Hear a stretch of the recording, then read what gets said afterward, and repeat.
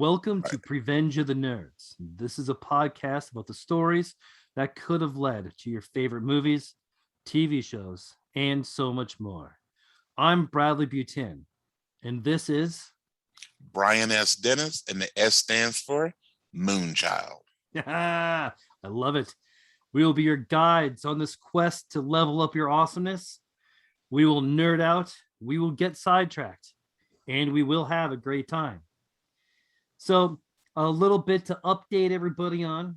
We have some upcoming episodes of the Fandemic. I'll have Brian is going to be a guest on here very soon, and we're going to talk all about this show, along with a little bit of the Long Halloween animated movie, if you still would like to, Brian. Absolutely. And then I'm also going to have Eric Rausch on here for the second time to talk all about HBO's Max's Titans. All right, Brian, will you please empty your stolen ketchup packets and tell me what is up with you, my friend? Okay, sir. This has been a fun little week as always. So I've been on the knowing what we're going to talk about today. I was actually on the quest to find some of the best music that would make up the ideal nerd soundtrack, and I think this may be something we can talk about for a future show. So things such as Hit to Be Square and the entire anything from Back to the Future with Huey Lewis and the News. Right. I think it's fantastic. You have the Revenge of the Nerds song, hence the name that we've edited for our own purposes, the way that they play that. But then obviously what we're about to talk about today is what I feel is the perfect song. We talked before in episode 1 of Revenge of the Nerds about the perfect move, and we identified that as The Princess Bride. So most of our shows take a bit of an 80s glint to them, and if I had to find the perfect 80s theme song for a movie, it would be the song about the theme song for the movie we're going to talk about today. So I did a lot of nerd musicking out and just playing different soundtracks. And honestly, I found that I have some embarrassing things that I really, really enjoy, including, while it's not from, well, actually it is from a movie, it's from Bridesmaid. I listened to Wilson Phillips' Hold On a few too many times on repeat. So I won't get into how many times, but it definitely was one of those moments that I jumped the shark myself. You got to hold on for a second, because you know what? I like Wilson Phillips. Every time that I hear Wilson Phillips on the radio, I text my sister and I'm like, oh my God, Wilson Phillips is on the radio, and have a little minute freak out. Now, right. I did something similar. I have a playlist. I have like my 80s movies playlist where I have Beat the Best from Karate Kid. Yes. And there's so there's this song from this movie. But there's also another song that always puts me in the 80s movie mindset. And it is from the movie Transformers. That You've got the touch. Yes. By Stan Bush. I mean, I went down a rabbit hole like you would not believe, my friend. And he just released a new album like less than a year ago. Okay. Yes. And every one of his songs sounds like it should be on the soundtrack from an 80s movie. I can tell you.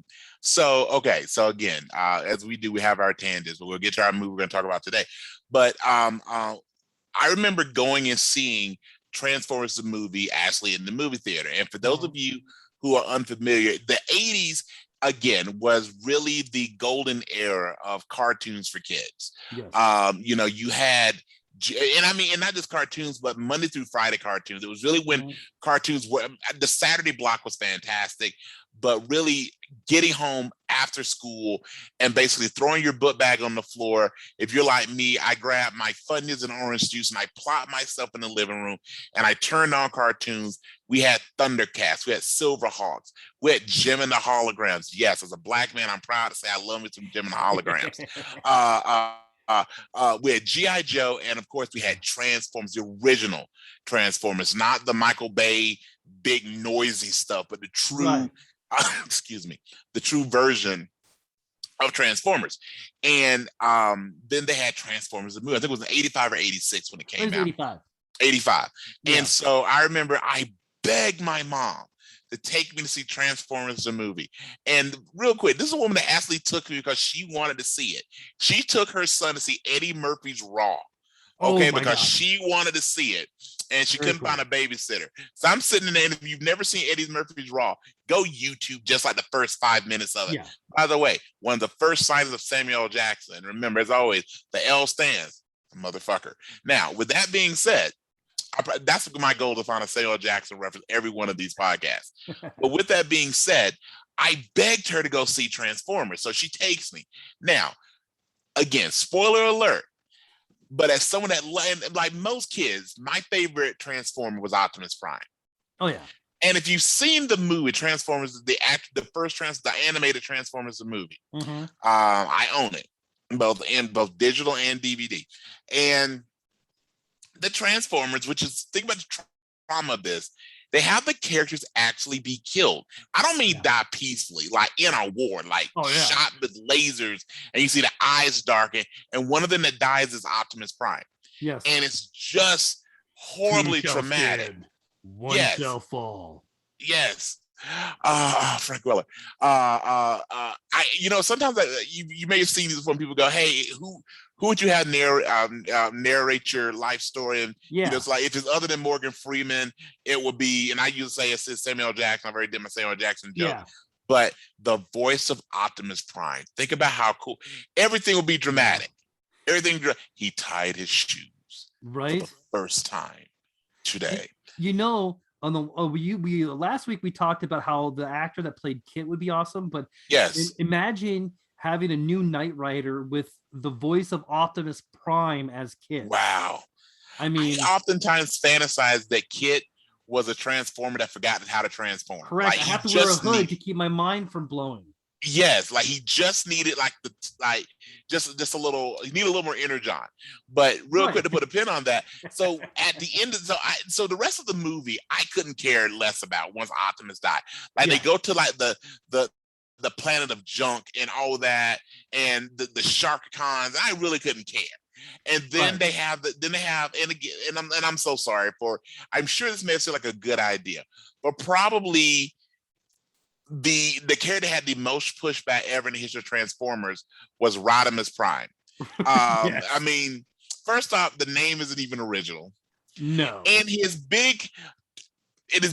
I'll tell you about the one thing that he did have going for him, but the rest of it was he went from his really cool car to like a Winnebago. Like they never explained why that was, like he didn't even turn to a semi like Optimus did, or Ultra Magnus. He's like this. Like it's like when you take your family like to the Grand Canyon, doesn't say badass at all. But the one thing is when he grabs the Matrix, and after Megatron, or at this point he would have been Galvatron, and he goes, first Prime, then Ultra Magnus. I wish if Transformers build out a stern of stars, I get some satisfaction. I mean, he's going hard. Yeah. And you see Rodimus grabbed the matrix of leadership, not the Allspark. Yeah. The matrix of leadership. And he takes it, and you see it lights up. He stands up. You see him grow taller, and the voice change, and you hear Optimus go, "Arise, Rodimus Prime," and that song kicks in. For a brief moment, it made me forget they killed my hero. Like by the time I got to the car, I was back to being traumatized. But that song at least took me out of it, and it's still one of those things that I have. I'll just stream it just to hear. And you're right, it is that fist pump, very much like Eye of the Tiger. You just that 80s cheesiness that we actually all still really love. Whoa, what? Red or blue? Brian, red or blue? Red. I go blue. Okay. You'll see in a few seconds. We'll see. The things that happen on Revenge of the Nerds. Hey. Oh, blue. Blue! Okay. Awesome. So did we win or lose? I'm not sure what's happening. Win? We win. Which color did you guys choose? We put red. Whatever won. That's what we picked. Whatever won. We did blue. Okay, then you guys won. Awesome. All right, fantastic. Cool. Okay. All right. High five. Can you give Brian an air high five, a Zoom high five? There you go. There we go. Awesome. Very cool. Sweet. All right. She is a ninja. Oh, okay. White or pink? Pink. Right. Apparently, it's a YouTube video where Okay. they smash things that are either going to be one color or the other. It's fun, and you guys also won again. Apparently, we should do that for a YouTube video. I'm thinking the things we can put on YouTube that make us banned from many places. Yes. Well, you have to buy the putty or makeup. Okay. All right, kiddo. Love you. Bye. Love you too, baby girl. Why, hello. Is there a penalty for removing a master's hood? Like, I mean, there's got to be, Yeah. Early bedtime, maybe. Yeah, I'm thinking. So, yeah. A sleepover with Jar Jar Binks, something of that nature. Right. Yeah. Right. So we should probably explain the Jedi hood. So I thought it'd be fun to buy a Jedi robe and do the episodes in a Jedi robe because I'm pretty hardcore into Star Wars right now. Yes. So anyway, back to Stan Bush's The Touch. Yes, again, that quintessential 80s cheesy, just synthesizer, fantastic thing that again, it again is one of those things that is only born of the 80s. The 70s were hopeful coming out of Nam. The 90s we all started to get jaded, but in the 80s it was like if we could put a computer and music together, everything's fine. Like seriously, I mean, this was a lot. Like we talked, I think last week we talked about in the 70s how there were far too many. Like everywhere you looked, there was either quicksand or some type of ramp to jump a car or a motorcycle off. In the 80s was the birth of just the montage. Like if you could find a good 3-minute song, you could use it to fill any plot hole, and it will make every movie work. Mannequin does not work without that soundtrack. By the way, R.I.P. Meshach Taylor. Yes. A very young Kim Cattrall before she got controlled. And of course, the quintessential actor of the 80s again is Mr. Andrew McCarthy. Isn't Jonathan Silverman in that too? He is in that. Nice reference. Yes. As is, and I cannot remember his name, the gentleman that played the kind of jerk sergeant in the Police Academy movies, and I can't think of his name right now. Richard Harris. No, that's not Richard Harris. No, it isn't. I'll have to Google here in a second. But you know who we're forgetting? Who still has a career? A very young James Spader. That is correct. Ultron himself. Yes. Or another Andrew McCarthy reference, Less Than Zero. Fantastic 80s good movie. Yep. Very good movie. Starring Robert Downey Jr. Again, the queen of the 80s, Jamie Gertz. There was this, she could bite me anytime. She could be a vampire, They never explained the thing with her and Letty. Were they siblings? What was that? So now we're jumping to Lost Boys. We're getting a little ahead of ourselves. Well, they are remaking Lost Boys. I saw that. Yeah, and they got a couple of, I forget from what show, but they're picking up some new talent. So, but they have to work Kiefer Sutherland in there somewhere. Yes. Yeah. That has been, before Princess Bride took over the Know If You're Really My Friend, the quotes, I would throw this one out. You tried to make me a killer. And then if you were my friend, you would respond back, you are a killer. It was this again, the Lost Boys. Oh man, the Coreys, the Coreys had much for them, man. The Coreys. Have you ever listened to Corey Feldman's music? I've never disliked myself that much. Yes. Is it as wonderfully atrocious as I can imagine? Worse. Really? Worse. Yes. Really? It's pretty bad. I mean, it's it is not the music that you were looking for. Now we all know is those of you who aren't familiar with the reference of the Coreys, there's Corey Haim and Corey Feldman. Yes. And they did several movies together in the 80s. Among them was the Lost Boys. And they were really good friends. Their story in reality is quite tragic. Yeah. Feldman has talked about a lot of the abuse that they both suffered as young male gender is regardless of this, but young actors who were taken advantage of by parents, people who should have been I mean, both financially, physically, sexually. I mean, it was dark. Yeah. But it's and unfortunately, Corey Haim is no longer with us. Corey Feldman, though, which by the way, based on how they were presented in these multiple movies, if you had to guess which one of these gentlemen would not make it, you would assume it would be Feldman. Oh, absolutely. Just completely by how he was represented in the movies. Yeah. But honestly, he was the one that had more of the outward bad boy thing. Haynes stuff came a little bit later. Yeah. He did an interview where he was definitely under the influence of probably several things and made no sense. But it was really because Feldman's kind of always been the lead, similar to again, we'll go back to the 70s now with Danny Bonaducci. You know what? I'm a bad boy, and that's how I'm gonna be. And he's outlived several members of the Partridge Family. So I mean, there's still like be seven being pickled. The Rolling Stones. I mean, yes. Well, I think we discussed this at a previous podcast that at some point the human race would pretty much be Betty White, Dick Clark, and Keith Richards. And Betty White and Keith Richards will have to make some type of superhuman.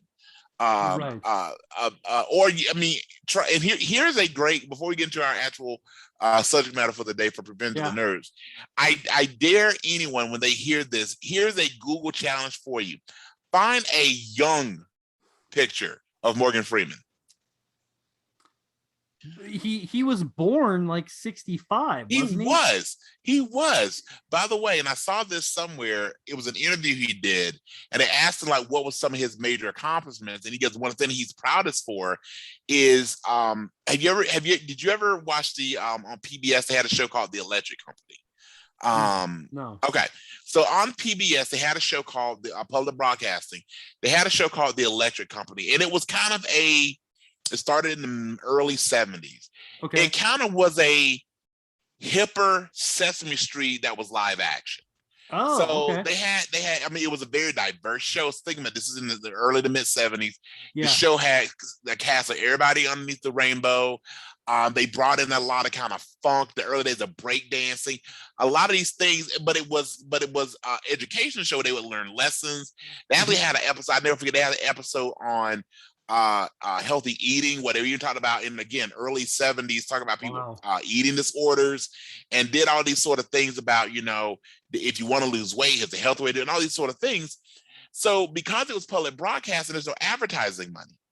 So what wound up let him do the first few seasons of the show was a grant from the Department of Education. The person that wrote that grant was Morgan Freeman. That's awesome. That is really cool. Yes. One last thing. Yes. One more you know, and because again, I know as I'm good for the S could also stand for useless facts. I don't know if I actually had a discussion with you. So if you don't know, now you know, I love me some Batman. Yes. While he's not my number one actor to portray Batman, he's definitely my top 2 or 3, which is Michael Keaton. Did you know, Bradley, that Michael Keaton's real name is not Michael Keaton? Yes. Do you know what his real name is? Isn't it Robert? No, Michael's the first name. His real name is Michael Douglas. Oh, that's right. But there was already a Michael Douglas that's famous. Right. So he went with Keaton. And here's how he goes with Keaton, though. He was working as a production assistant on a kids show. The host of the kids show goes, "You remind me of Buster Keaton. I think you should have the last name Keaton." The host of the show, Mr. Rogers. Mr. Rogers named Michael Keaton. Michael Keaton. Brian, I don't think we can say anything that's going to top that in this episode. That's the one, right? Okay. Say preventative nurse, the more you know. All right. All right. Well, let's get to it today, sir. All right. So don't worry. This won't be a never-ending podcast. We will end it at some time, I promise. We are going to go in the weeds about the movies with the movie with the greatest title song from the 80s. Ever. If you haven't guessed it yet, we are going to prevenge the never-ending story. So please steal a book, but leave a note claiming you'll be back. Skip school, get away from bullies, go back to the school that you were skipping.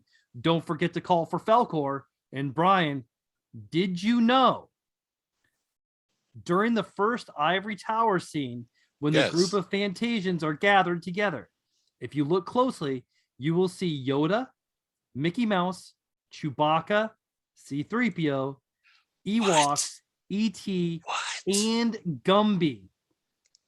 And see, Gumby's what sold it.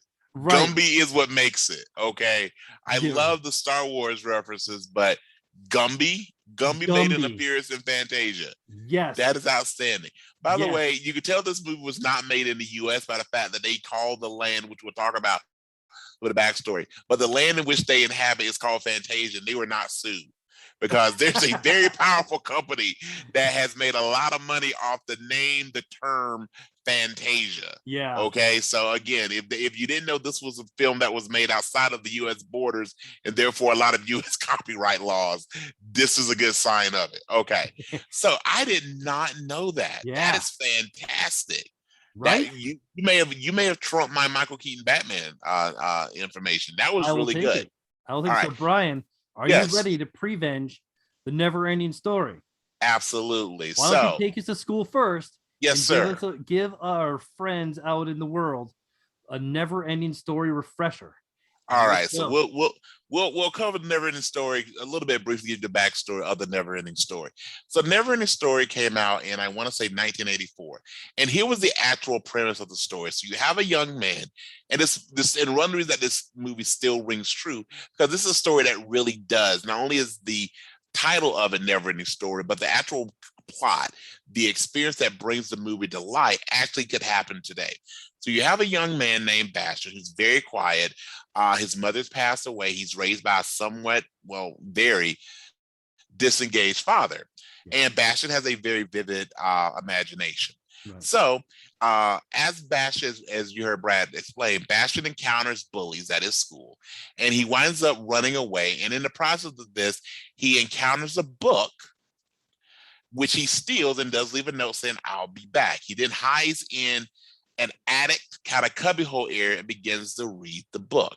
The book tells the story of a land called Fantasia, where literally anything can happen, including giving us the meeting of Star Wars and Gumby. By the way, Gumby's a very dark character. The way you think about Gumby and Pokey, it's a little dark. With that being said, he starts to partake in the adventure. So Fantasia is being attacked by the nothing. And that literally is what it is. The world is being destroyed by nothing, by the nothingness, which is despair, lack of hope, lack of empathy. It is unkindness. This is what is destroying this land. And through the movie, Bastion begins to see there's a young hero by the name of Atreyu, who comes in with his horse Artrax, and they go on lots of adventures, including finding a hope dragon named Falcor. They meet lots of individuals, and unfortunately, as the plot of the movie goes, more and more the land of Fantasia falls prey to the nothing. Yeah. And friends and compatriots. If you ever want to see something, if you ever love horses, don't watch this movie. It has a kind of a dark scene. Oh man, I cried the first time I saw it. Yes. But if you also want to see a big white dragon get a shot in his butt, it's not bad. Yeah. So towards the tail end of the movie, pretty much everyone has been, including the entire world, this massive world, because that's one of the things of you have to go to the edge of Fantasia. No one knows where the edge of this world is. It goes on forever, hence never-ending story. Eventually, the world is destroyed by the nothing. And all that is left is the childlike empress, that is her title, the childlike empress, talking to Bastion. She speaks first to Atreyu, the hero, and as it gets closer, she goes, Atreyu's adventure was there to bring her basically the savior of this world, because someone needs to give her an actual name. Great movie up to this point. I mean, it's a great movie overall. You get with it for the ride. And then as the nothingness is closing in Fantasia, there's a storm raging where Bastion is. By the way, he saves part of a ham sandwich for the journey. I love that. Not too much. And you see Bastion get up, throws this blanket over himself in this really dramatic fashion. Again, this is an 80s movie. Open the shutters, And as the lightning is crashing, as the lightning is striking and the thunder's crashing and the wind is blowing, this whole reveal for this movie that we've rode with is to hear him name the Empress, of which between all the background noise and this poor young man, he had to be 10 years old at the most, saying this line, we hear this. Ah! And there is absolutely, there's no enunciation. Yeah. There's no idea what it is. And we actually never hear her name from that point. Yeah. Now, here's where I actually found out her name. So the movie comes out on video, VHS. For those who don't know what VHS is, think about streaming, but you had to rewind it, okay? And you had to take it back. Be kind, rewind. Yes, be kind. That was one of my first jobs. I was a rewinder at a local video store. We could do a whole podcast on that job. Yes, we could. With that being said, we rent the video. I put it in, and this thankfully was in the days of closed captioning. So I actually got hip to, hey, I'll put closed captioning on, and I'll be able to hear her name. And her name, well, not hear her name, but read it. And her name is actually Moonchild. So back at the beginning, you heard me say Brian S. Dennis, S stands for Moonchild. I have taken over the role as a childlike empress. And of course, you can see why. All right. Yeah, of course. So that's the backstory of the Neverending Story. By the way, I always wondered, since it is the Neverending Story, why did the movie have credits? I just felt like we should have just good point. We should have just ended it, maybe like fade to black, or maybe someone snaps their fingers and it's over. But yeah, so that's the background of the Neverending Story. A fantastic movie from the 80s. Again, that same ilk as Transformers the movies, Back to the Future, Ghostbusters, Goonies. Yeah. If you grow up, if you were a teen or preteen in the 80s, those movies made the rounds, and they still hold a very dear place in your heart. So that is the backstory of the Neverending Story. So we're gonna play with that a little bit tonight. All right. So, are you ready to prevenge? Let's prevenge it. Never-ending Story, my friend. Yes, sir. So we have a couple different theories that we've not hipped each other to. So Bradley, would you like to go first with your alternate version that we can chat about with the Neverending Story?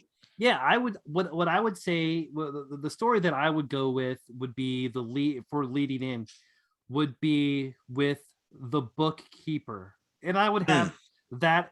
I would just have him titled The Bookkeeper, right? And I would have it as him finding the book, many years ago, and him, the bookkeeper, going on an adventure in Fantasia.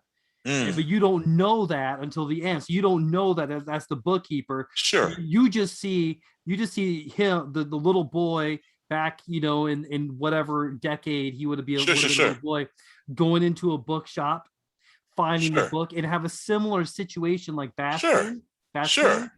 And he takes the book and it goes on the adventure, but then at the end he tries to return it, and all he sees is like something that says you're the bookkeeper. Right. I like that. And I like so that. you get his Fantasia, and it could be a whole different story too. I mean, we don't have to use the Moonchild, because the Neverending whoa. Oh.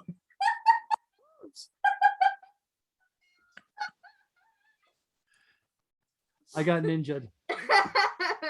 You did. Did I squeal?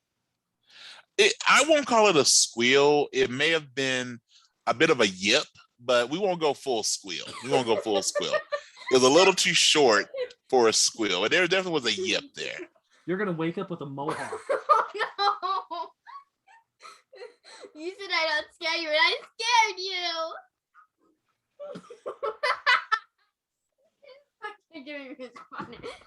All right. And now we've now met the true star of the podcast, Ms. Laeah. Yes. Do you want to say anything? Have you watched the Neverending Story? I don't remember if I have or not. No, but look at this water bottle. Star Wars. Careful. Yep. All right. Okay. Well, we're gonna finish talking about the Neverending Story, kid. All right. The Neverending Story. Yep. All right. I love you. Can I be daddy for a second? You want to be me for a second? Yes. Okay, be me for a second. All right. What's going on? She wants to be me. I saw that. I was curious what that meant. I saw her Yeah, put her I'm hands on her hip, scared but now too. she's walked away. So I don't know if her goal is to come back with a beard or what are we doing here? Daddy! I need to scratch my back. I've never quite seen that side of you, Bradley. So I me neither. Okay. You always do that with your back. All right, kiddo. Thank you. I love you. All right. Where are your fidget rings? Oh, okay. Fidget rings. Fidget. fidget rings. Gotcha. Awesome. Okay. All right, kiddo. I love you. We're gonna go back to talking. You can have them. No. Okay. Okay. So one of the things that I was thinking about, I love the fact that you brought that up. So again, one of the things that I was thinking as you were saying that is, in the never ending story, and we talk about, different that happen. You got a swamp of sadness, and you got the Orin, right? You got the medallion, the symbol that really protects Atreyu. So they play with time quite a bit in the movie, and it was a really good. I mean, this movie predates the Princess Bride and a lot of these things. I always thought, what about this? When you talk about the bookkeeper, so instead of the bookkeeper going to Fantasia, and then when then once the story, at least his section of the story, is over, the story never ends. Yeah. He's the new bookkeeper. What if in the original timeline he was Atreyu? And in the original version, he fails. And as and let's say again, let's play out what really let's play out works in the movie. Yeah.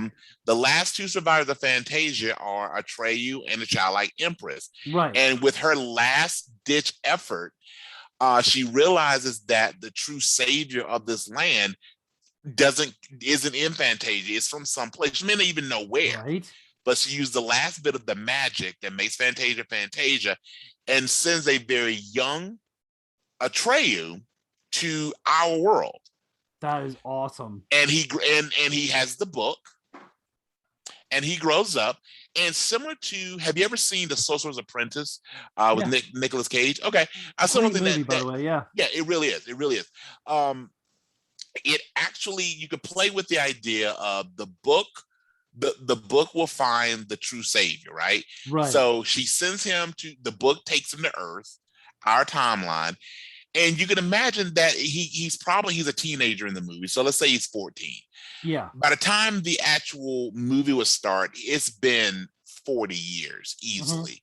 And he's lost a bit of himself. He keeps hoping that there will be that the person will be found, but he's also now had to live the life of a person in our world. He's had relationships, he's gone to school, he's gotten this job, all these things. And then one of the things that happened is when Bastion finally shows up, that becomes the opening of, okay, now it begins. And you could even have kind of a wink, wink, nudge, nudge that now the story is being relived. It restarts, and he has no knowledge that Bastion is coming with him. And then you get to that final thing, and he goes, "You brought it," and that makes, even when she's talking about that was your job. Your job was to bring him here, and he would have no knowledge. She would, as a childlike Empress, but Atreyu would have no knowledge of. No, we've done this before. I sent you to this land. You brought him here multiple different ways. And that becomes the ultimate reward when, and again, the way the movie ends is when he names her Moonchild, and that pushes the nothingness away. We almost get a level reset of all the characters that had died. He then is transported to Fantasia, where he's riding on the Falcor, and he's driving, and he's flying over the plains, and you see Atreyu on Artrax, and they're riding, right? So I thought that would be an interesting spin on it, was if you tied together that the librarian, the bookkeeper, is actually an Atreyu that was raised in our world. So I thought that would be a good way of playing that out. I really dig that. I like that a lot. I would like to watch. I think that would be better than Never Ending Story 2 and 3 combined. I didn't even know there was a third one till like a week ago. I've not watched the third one. I knew there was a third one, but 2 was very heartbreaking. Well, it was one of those things that you just, some sequels are going to be bad before you Wizard even of watch Oz. them. Right? Yes. Like there's just no way, because they end so well, that there's no more story to tell. To bring it to like an adult movie. As much as I love the Wachowskis, there never should have been another. Definitely not the third one, but the second Matrix. Maybe there's a little more story to tell, but again, with the Matrix, like, what do you do after that? There's not Hangover movies. Really, and my personal favorite is the multitude of Taken movies that we've had. Like, at some point, you're just a bad parent. Okay, at some point, at that point, you really need to talk to your child or your significant other and go, you just should not be alone. Right. As a quick another tangent, the idea of so you're a huge Star Wars fan. I am as well. Yes. I love me some Harry Potter as well, and I've always wanted to take the stance of, at some point, when the parents have stopped sending their kids, like every year, a teacher dies, a kid dies, there's a big spider or a basilisk, Voldemort is back, he shall not be named. Right. All these things, like, at some point, wouldn't you just say, we're just going to try public school? Also in that same vein, why wouldn't they call human services on Harry's aunt and uncle? Yes. Like, why does he go back to the Dursleys every summer? Like, really? I mean, I'm gonna go back to just be beaten on, and abused for 3 months. Because you tell him that he can't use magic in the Muggle world, so he can't even defend himself. Right. And by the way, think about this. Someone has informed the Dursleys of the rules, because they know he's not allowed to do. Think about that. I always wondered that, like, well, how would they know? Like, okay, so you take the original movie, and he comes home, and he's got his wand, he's got his owl, they know he's a wizard. I mean, I already knew he was a wizard, but now he's had wizard training. Yeah. They're both Muggles, so they wouldn't necessarily know the world of magic, unless maybe Lily shared it with her sister when they were children, or what have you. But they seem really confident that Harry won't, turn them all to toads, including the cruel things that they do. The other side of it is, and I'm sure if Hogwarts is anything like traditional school, now obviously this takes place in Hogwarts school is supposed to be in Scotland. So let's say it closes for summer break. Wouldn't that be a really good reason to take his award? Or what about the Weasleys? What this kid goes through. Why don't you just go, come on, hang out with us? Yeah. I'm sure Jenny would have loved that. Or taking the movie to a whole nother for level. Sure. Yes. I mean, Harry had a lot of money. He could have bought a hotel. Yes. Okay. Yeah. All right. So we gotta go down. So I know I'm gonna give my really quick version of Never Ending Story before we get to our quizzes. But here's one of the things that I have always had issue with or beef with Harry Potter, and I will argue Harry Potter is one of the worst protagonists ever in especially movies for kids. So let's look at who he is. Number one, yes, he lost both of his parents. Again, horrible, sad. Abused by his aunt and uncle and all these sorts of things. But now, once Hagrid finds him and takes him to Hogwarts, let's play out his life. You are literally the chosen one.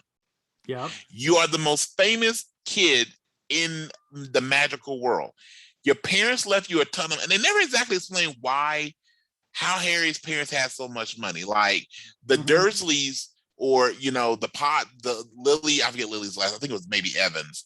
Yeah. They weren't wealthy. The Potters maybe, who knows? Right. But in any event, they leave you all this money. You're famous, all these sorts of things. And I know the way that the American K-12 system works. I'm assuming the English, the British K-12 system wouldn't be that much different. You're talented. You're the star of the Quidditch team. You're rich. You are literally the chosen one. You beat the ultimate villain, and he's bullied and not very popular. How does that work? He's shy around girls. Wait a minute. Especially once we get to the later movies where they're supposed to be like 15. And let's be real, those actors, Daniel Radcliffe was probably 19. Okay. But in any event, it's just like that doesn't work. And then here's the other thing why I say he's a poor character. He breaks number one bro code twice. And this is based on the movie. So if in the books, if the details differ, forgive me. Right. Number one, remember, Neville really had a crush on Ginny Weasley, to which he steals. And then Ginny Weasley is his best friend's sister. That breaks all kinds of bro code. All kinds of bro code. So again, the fact that he's around is, again, so he's a poor choice. I always prefer Neville. I actually prefer Voldemort, Seamus, Ron, but Rowling, and we know she's become a very problematic figure. But J.K. Rowling, on the heels of the second Hogwarts movie, the second Deathly Hallows movie being released, that she did some interview and asked if there's anything she would change, and she goes, it is a little unrealistic in a movie where a lot of fantastic things happen, right? Right. But it's unrealistic. You have these 3 young wizards in training. They survive. Like, you have all these wizarding masters, like Mad Eye, like, again, spoiler alert, like Dumbledore, like Snape, that don't make it. But these 3 kids do. So she goes, she would have at least one of them die, and the follow-up question was, who would it be? And she, in logic wins, she goes, the books and the movies are called Harry Potter, so obviously Harry makes it. She said in multiple interviews that Hermione Granger is a literary version of herself. So she goes, I'm not into suicide, so Hermione makes it.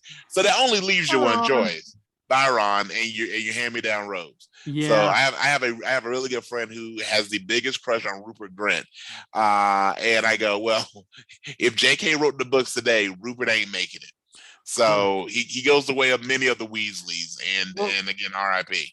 And then you can fill your plot hole, for the bro code, where where Harry falls in love over grieving his best friend. Sure, right. But then again, if anything makes sense, it was never Harry and Jenny. It was Harry and Hermione. Like, because again, you cannot tell me she's the most. They say many times she's the most gifted witch of her grade, no matter what grade we're talking about. And she falls for the guy with the hand-me-down robe who struggled. Ron gets better at magic as the series goes, but really, and they do a great job in the first Deathly Hallows movie of showing actually some legit chemistry minimally between Daniel Radcliffe and Emma Watson, quite possibly between Harry and Hermione, that it makes a logical choice. Okay. And again, I have not made billions of dollars writing books. So I've also not said nearly the things she said on Twitter. So, okay, take the good with the bad. But that has always struck me of that. He's a tragic figure, but he's not the quote unquote loser or outsider that the books try and make it to make his story more compelling. No, this dude, similar to his dad, he'd be a jerk. He totally would be, because you get this kid with trauma, a lot of money and privilege, that equals jerk. So So anyway, I think that we are going to have to do a Harry Potter prevenge, and I know I would love to see all about Snape. Yes, and I really always hope that they will. Whether it's Rowling or someone else, I would really love someone to really do a book series and a movie series on Snape. Is such and again, R.I.P. Alan Rickman, but he's always such a compelling character. I mean, even before we get the reveal of the deal he makes with Dumbledore, and the fact that he and Lily have the same Patronus charm and all these things, and having to agree that Harry will never know the best. I mean, by the way, that scene, and again, spoiler, that scene post the snake bite, where he takes the tears and he sees Snape's life through Snape's eyes, and you really see and Dumbledore saying that he must never know the best of you. and that you agree to this. And that Dumbledore, by the way, does not come off that sympathetic in a lot of those revamps. Yeah. He basically goes, he has her eyes, he has Lily's eyes, all these things to manipulate Snape into being Harry's guardian, while letting Harry live with the Dursleys, by the way. Right. Just saying that too.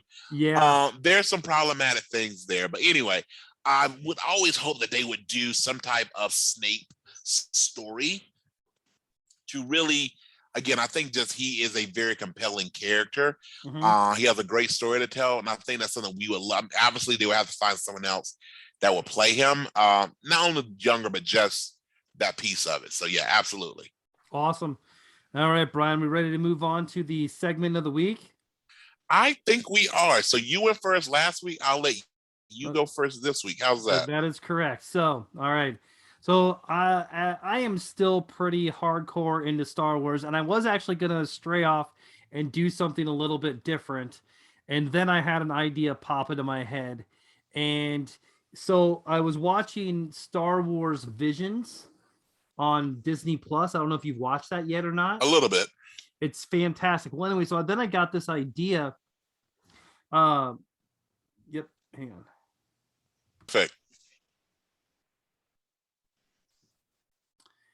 So I got this idea from watching Star Wars Visions, and so I kind of have my own Star Wars vision, and so my story would take place 1,000 years or so after Episode 9.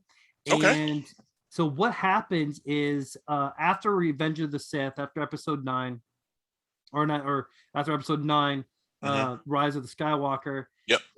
So all the Jedi and Sith put all of their knowledge into these two separate droids.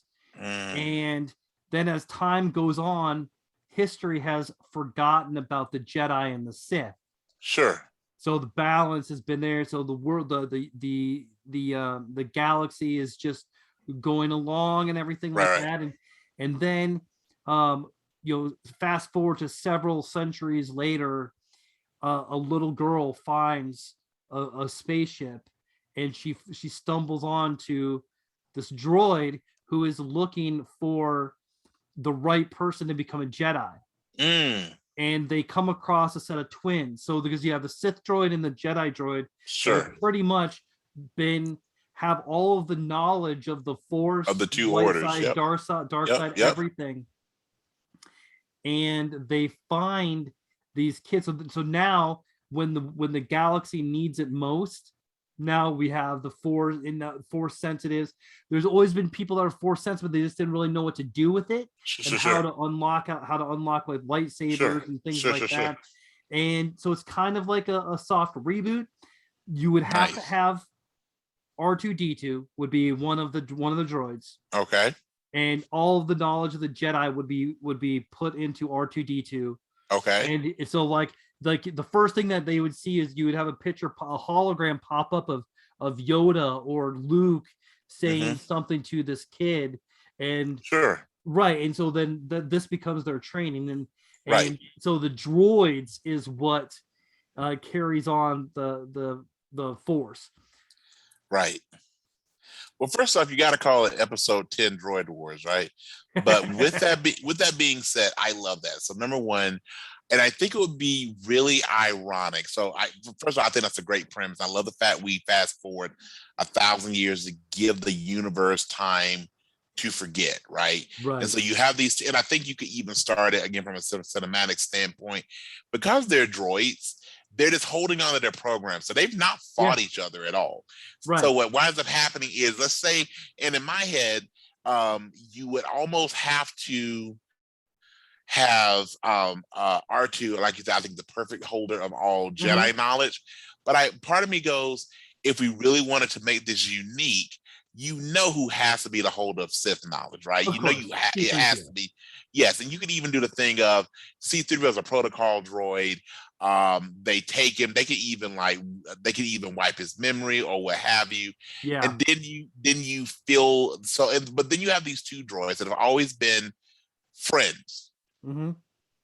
throughout the history, to what we know as the history of the Star Wars franchise, and you see them in maybe it's the Millennium Falcon even, or a hollowed out Death Star, just something that's basically floating with minimal life where they don't have to breathe. Yeah. And then, like you said, when the ship nears, you see the two of them wake up at the same time, and you see, though, as they encounter the Force sensitives, that wakens the Force inside of them. So what you wind up seeing is R2 following more of the light. You start seeing C-3PO maybe subtly embracing the dark, because think about, the dark is cold. Well, it's actually not, but you can see that there may be some part they can play with C-3PO's personality. Yeah. And well, the ultimate goal of the Force is of the dark side is about order. With one person in charge, all these overall, the biggest flaw in humanity is the humans, or people at that point. Anyway, so you have that. And I think you could totally do, like I said, with the Force sensitives. I think if you're doing it, R2 has to project Yoda. Because I think that plays into who we as fans want to see, and you can have different illustrations for different things. You can have Yoda's knowledge here, Luke's knowledge there. You can have something from Obi-Wan or Mace or whoever, but really starting there. And then what I think would be one of the great things that you could have would be, as you have these Force sensitives, potentially, let's say the older, so you have these Force sensitives, let's say and let's say they're all children, okay? But the older kids are drawn to the dark because, they're teenagers and all that sort of stuff. The younger kids, as being more innocent, are drawn to the light. So initially the dark has an advantage. And you see the dark with these teenagers really, beginning to run roughshod over these smaller kids for the light. And then what winds up happening is you see, as maybe let's make them 18. Yeah. The new leader of the new Sith Order, whatever you were going to call them, finally decides that the only way for there to be peace is to do away with all the Padawan. And that's exactly where I was going. Yeah. And as he raises the red lightsaber and he gives it a strike down, you see a green saber block it, and it is our buddy Grogu. 1,000 years to whatever the Yoda race is called, right, would mean nothing, right? He's still a baby, basically, with 50 years. And Yoda, and Yoda, I believe, had lived more than 1,000 years, so it is completely foreseeable. 948. There we go. So close enough. Close enough. So it's completely doable that Grogu's there. Grogu has, again, he truly is the last master, right? And of episode 10, you see him take the Padawan R2 and leave, and then what you see is, as let's say a ship door closing, you see whatever character is going to be, whatever that teenager or what have you is going to lead the dark. You see him for the first time raise a hood over his head and embrace the dark, and you just see, and you can even see C-3PO maybe fold his hands, look down, because he realizes that world is now gone from him. And you maybe even hear C-3PO go, "Yes, master." There you go. I just think that would just be a beautiful way to reboot. I'm telling you, Lucas has got to pay us, man. I think that'd be a fantastic way to reboot the franchise. It sparks on so much things that are canon and really archetypes of the Star Wars franchise. You've now got Grogu, who literally is the new Yoda. And one of my problems, people call him Baby Yoda. Like, once they gave him a name, first of all, he was never Baby Yoda because he's not Yoda. Right. Number two is he actually has a name. Right. Whether you like it or not, he has a name, right? So Baby Yoda's cute, but his name is Grogu. So I think that's a great way to reboot the franchise. And again, it could begin the droid wars or whatever you want to call it. And I think you could almost do, and this is going a little further than this, you could almost then make for episode 11, you could almost have 2 movies in one, where you follow the young Jedi and you follow the young Sith, as they recruit other Force sensitives. They have their training. They talk about the power of the Force. You see the young Jedi, and you can see people struggling with it. Like you see people who are drawn to the dark side due to pain and trauma, but they really don't want to hurt other people. I mean, that was Anakin's story. Yeah. He wanted to save Padme when he wanted to hurt anyone else. He was just duped into and hurting other people. How he could save his love, right? That zero-sum game. For me to win, you have to lose. With the Jedi, you could see, as always, the strictness of that world and students not being as black and white and all those things. I think you could actually have in episode 11 really the parallel development of it. And you could even have at some point, I still think you hold off on the full battles until, since we do these in threes, episode 12. But now that we're getting to episode 11, we start seeing where maybe they're both on the same planet. They're both in the same market. You start to see that interplay. And you know, since there's been a lack of Jedi and Sith, so those Force sensitives have not, there will be an actual government, right? Yeah. And you see that almost that third big bad. So now you've got this triple threat of, you've got the Jedi, you've got the Sith, and then you've got whatever would have replaced the old Republic in its place. And you have that idea of they just want these weird Force obsessed shamans with their weird religion gone. So we don't care if you're Jedi, we don't care if you're Sith, we don't care if you're light, if you're dark. We're about money, right? So even harkens back to the idea of the trade, right? To the very beginning of the series. Yeah. So you can have that of there being fighting not to be extinguished. And at the end of episode 11, they have begun to really take down this government where now the only thing that is left is for them to fight each other. Does that make sense? Yeah. So episode 10, you get the birth. Episode 11, you get the training, and you also get the big bad will be whatever the new governmental entity is. And then episode 12 is where you have to resolve, or we're going to see, again, harken back to light versus dark. And you have, ultimately, you're going to have Grogu. And because, you know, he's 1,000 years old, so and what you begin to see in episode 11 is, while Grogu could beat a novice Sith because he's 1,000 years old, he'd be more than 1,000 years old at this point. He's also old, he's dying, his powers are waning. So now you have maybe over episode 11, that takes 10, 15 years. So by the time we have where we're going to actually have them fight, let's say episode 12, that 18-year-old is now in his 30s. He's at the peak of his powers.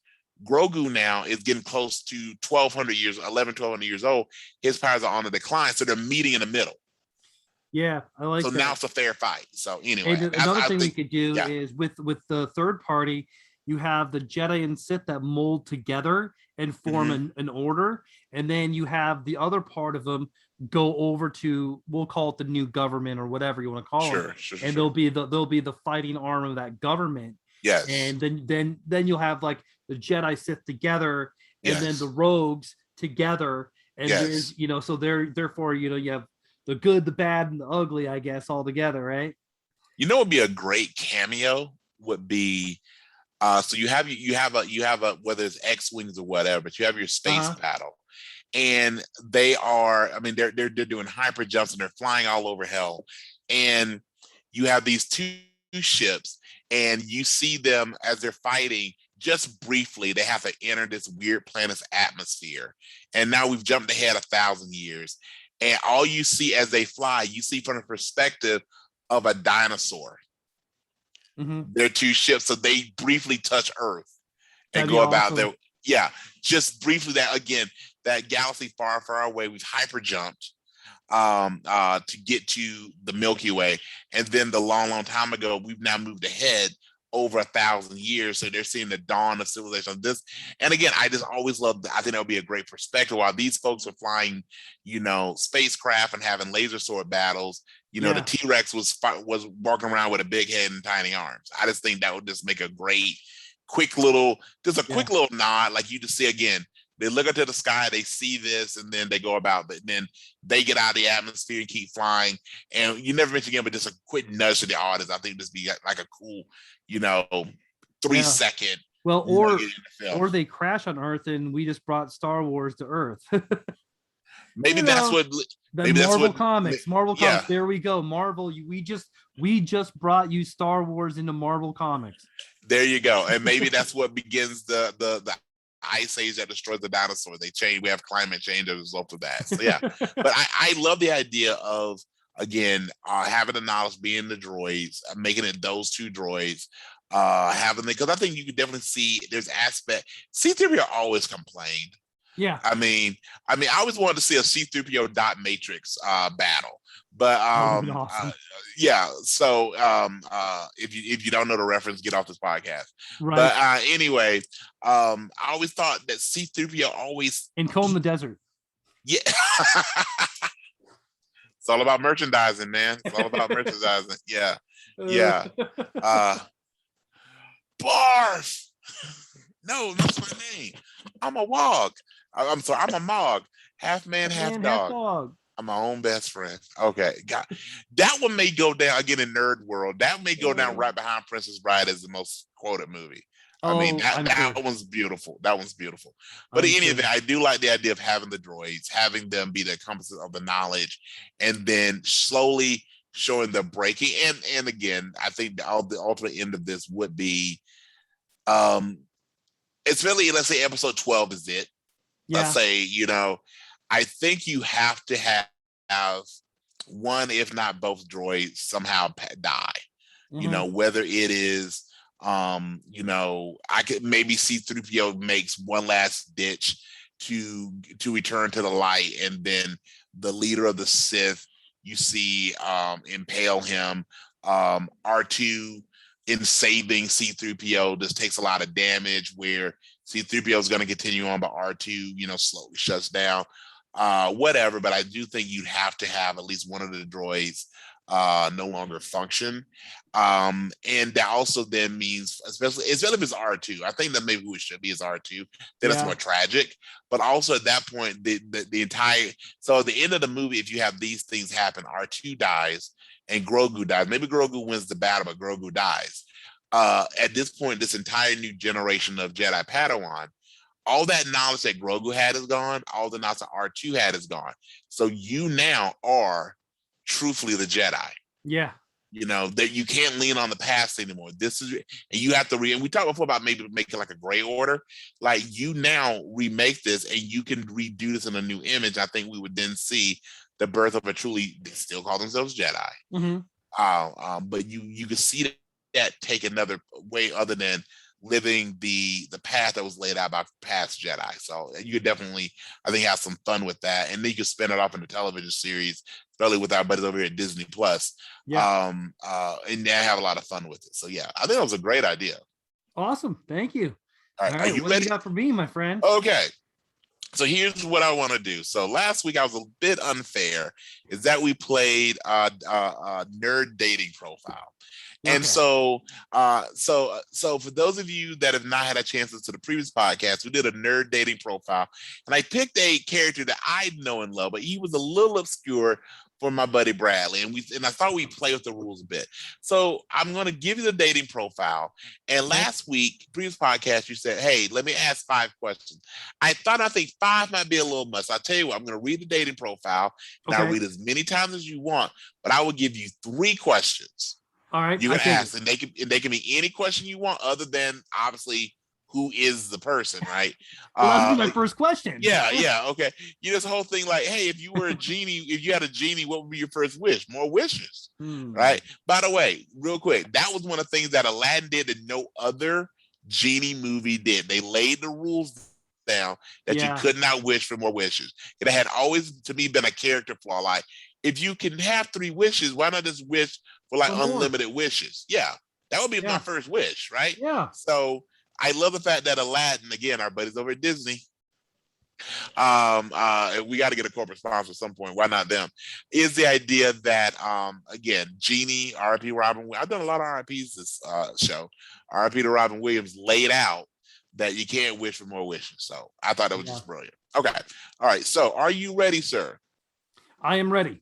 Okay, and again, the rules are I will read this as many times as you want. You get any 3 questions other than to actually identify the character. So, All right, Oh, hang nerd on a dating. second. Yep. I guess I'm not ready. Back to it. Okay, so as I said, we're gonna read the profile. Again, I'll read as many times as you want. You can ask me any 3 questions, it's not the identity of the individual. So Okay. here we go. Here is the dating profile, the mystery dating profile. Okay. They say there are many fish in the sea, but I'm looking for that special pearl. I'm searching high and low, and I'm hoping to find the compass to your heart. I hope birds of a feather do flock together, because true love lies just over the horizon. Moana. Wrong. You gonna? How about you ask? Take your 3 Oh, questions. okay. Okay. Let me ask this question. Okay. You take your questions. All right. Is the character animated? No. No. Okay. Let's see here. Would you like to hear the profile again before asking question Yeah. 2? Yep. Yep. Okay. How about we do after each question? I'll read the profile again. So Okay. Okay. So second reading. They say there are many fish in the sea, but I'm looking for that special pearl. I search high and low, and I'm hoping to find the compass to your heart. I hope birds of a feather do flock together. True love lies just over the horizon. Okay. So, pearl. Birds of a feather flock together just over the horizon. All right.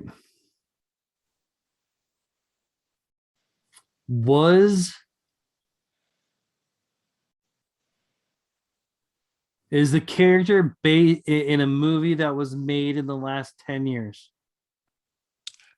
It's part of a franchise that the franchise has had movies in the last 10 years, but the original movie that his character in, it's been over 10 years. That makes sense. So the most recent movie in the franchise, yes, within the last 10 years.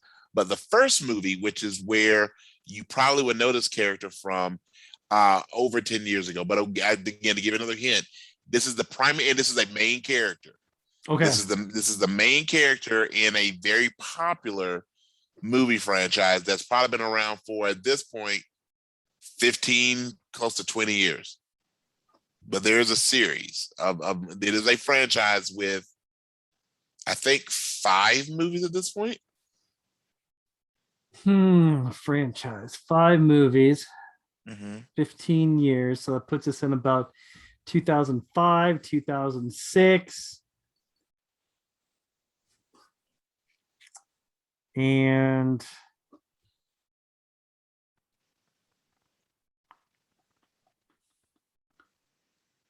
let's see. Pearl. Birds of a feather. I am really surprised at this one. I thought you would have had it.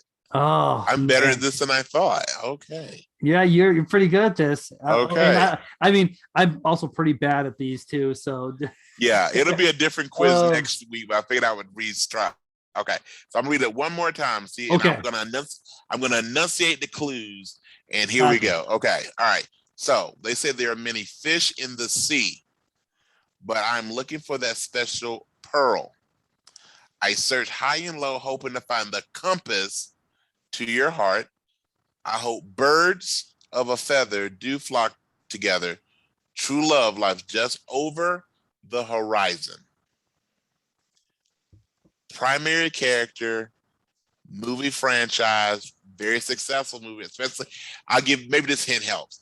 Okay. The earlier movies, so again, I think there's been 5 movies.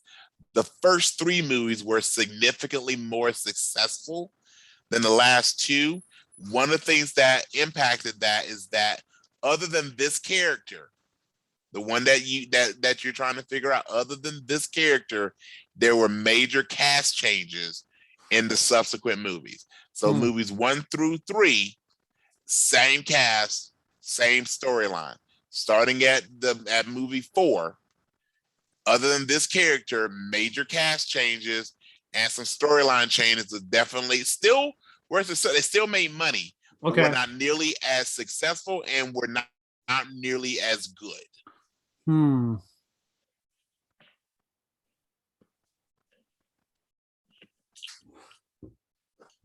You're gonna crack up if you don't get this. You get one more question. You only asked me 2 questions. You get one more question if you can think of it. Let's see.